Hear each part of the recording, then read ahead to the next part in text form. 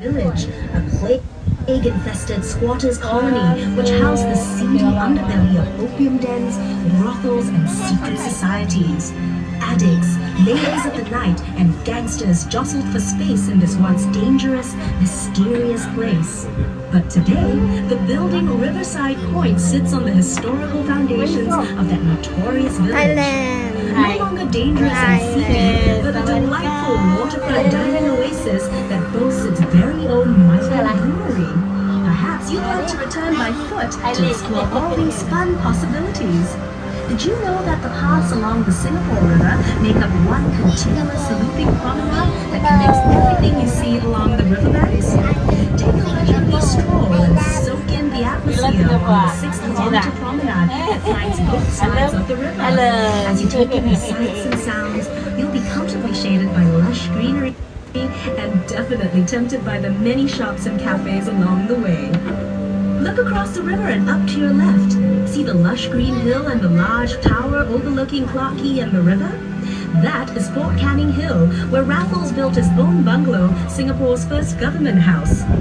He also planted a spice garden, Singapore's first experimental botanic garden, to cultivate commercially imported spices. The hill was later used by the British as an arms store, barracks, and hospital, which probably led to its final name, Fort Canning.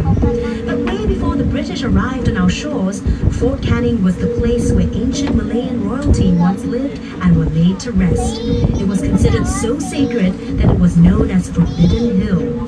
Forbidden because commoners were not allowed to visit. Of course, all that has changed, and now you're most welcome to visit Fort Canning to see the old British underground bunkers, and if you're really brave-hearted, explore the ancient gravestones that still remain on its shady slopes.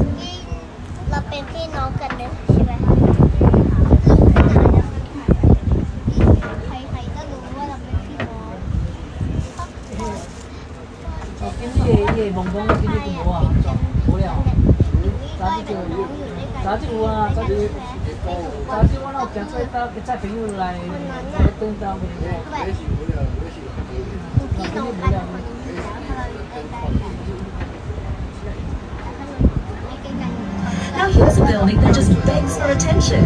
See the one adorned with colorful windows on your left? Home to the Ministry of Information, Communications and the Arts, its multi-hued facade not only reflects Singapore's multicultural heritage, but also hints at the building's equally colorful past. Can you believe that this rainbow-splashed complex used to be the old Hill Street Police Station and was once considered a skyscraper? But that was before World War II. In fact, the old Hill Street Police Station served as Singapore's earliest secure jail. And during World War II, it's even believed to have been a torture chamber. With such a vivid history, it's certainly no wonder the building was named a national monument in 1998.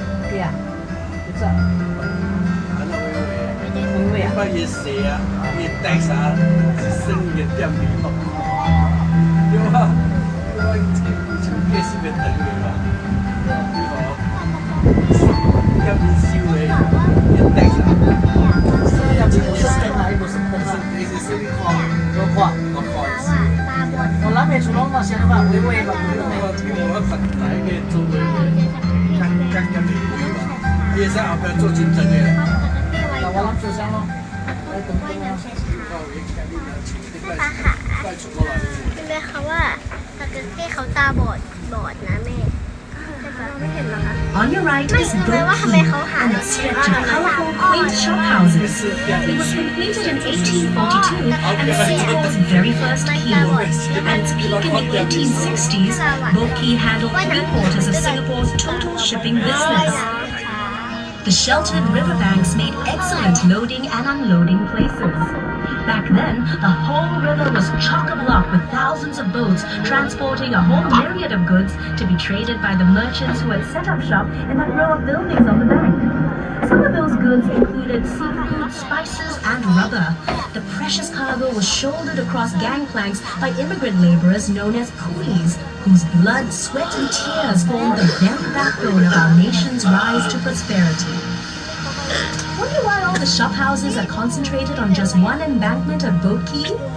Well, legend has it that the Chinese immigrants chose to set up home only on the south bank of the river. You'll notice how the riverbank curves just like the belly of a carp. In Chinese culture, this majestic fish is an auspicious symbol of good fortune and a great place to store wealth. These first immigrants believed that this part of the Singapore River was where prosperity and wealth could be found. That's also why many banks and businesses started up here and eventually developed this area into our current central business district. Where once boats lined the water's edge, today the banks of Boat Quay are lined with shop houses turned into restaurants and pubs. The facades of the Boat Quay shop houses have been retained, and their unique architectural styles give the district a distinct flavor. Notice how the shop houses are of varying heights? Long ago, this signaled the owner's wealth. In other words, the higher the building, the wealthier the owner. Perhaps these traditional beliefs have extended till today. Just take a look at the tall skyscrapers of Singapore's financial district towering over the Boat Quay shop houses. This is the perfect place for snapping pictures, so enjoy the 360-degree views of Boat Quay's unique blend of traditional Asian values set against a modern and progressive backdrop. See how the shop houses form a charming contrast of Singapore's developing years against the skyline of a new Singapore. This truly is a uniquely Singapore sight. By the way, are you feeling hungry? Hawkers and their push carts used to line the riverbanks, selling local dishes that were cheap and delicious.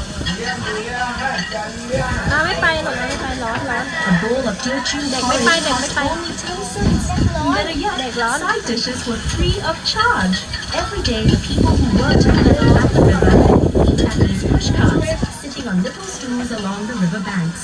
Perhaps that was how al fresco dining got its start in Singapore. วางนะจับไว้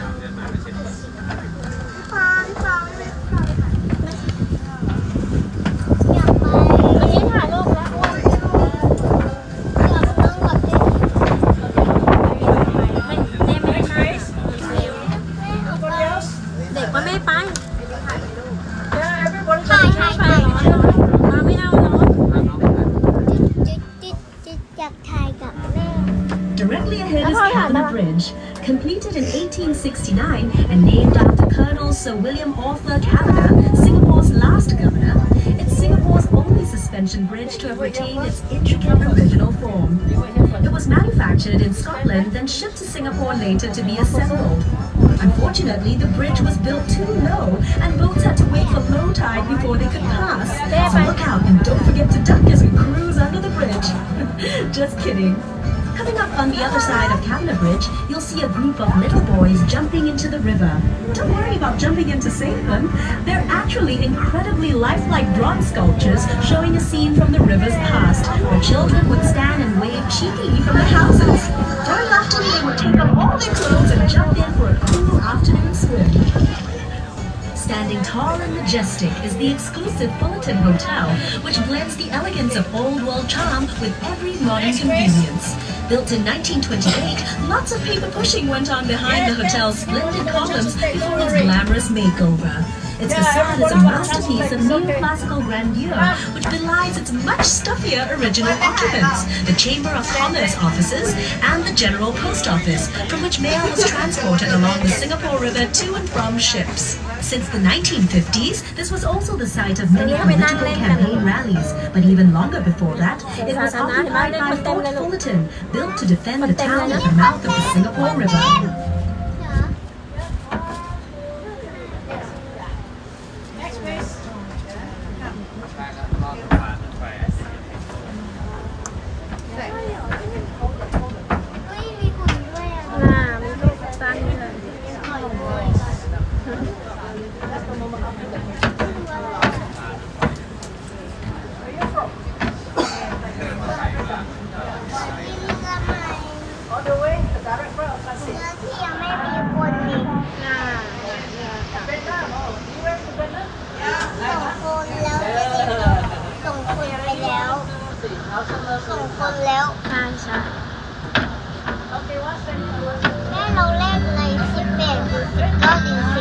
This promontory to your right used to be home to the Merlion, Singapore's half-lion, half-fish icon. The Merlion stood guard here at the river mouth for 30 years before it was hauled by barge to its new home in the bay in 2002.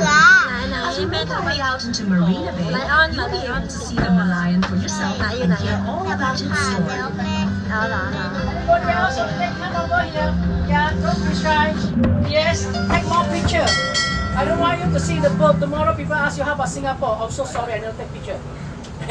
Take more picture, okay?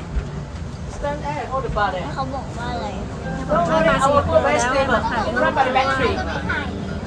Okay, come together. Okay, hold on.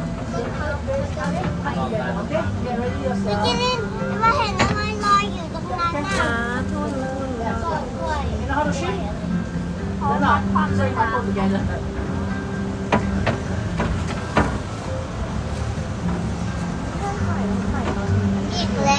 Don't worry about it, I'll go very stable. No noise at all. We run by the battery. The whole side all battery. Okay, let me show you. Yeah, look at yourself. See the back? Okay, showtime.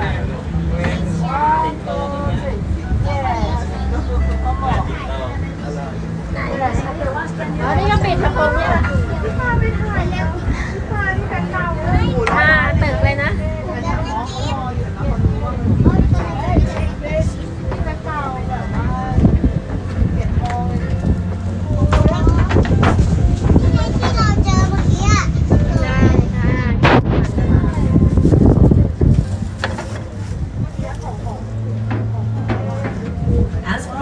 Up next is Merlion Park, home of the original Merlion statue.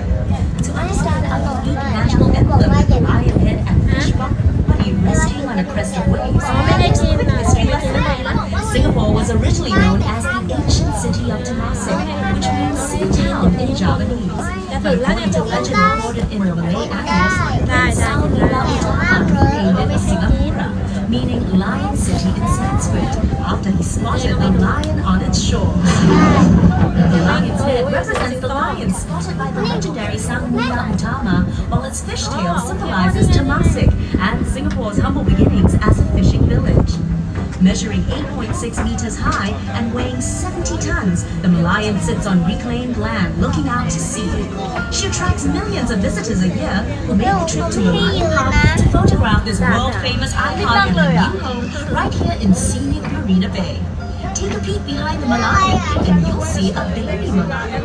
Believe it or not, its scales are made from pieces of porcelain repurposed from spoons, bowls, and plates.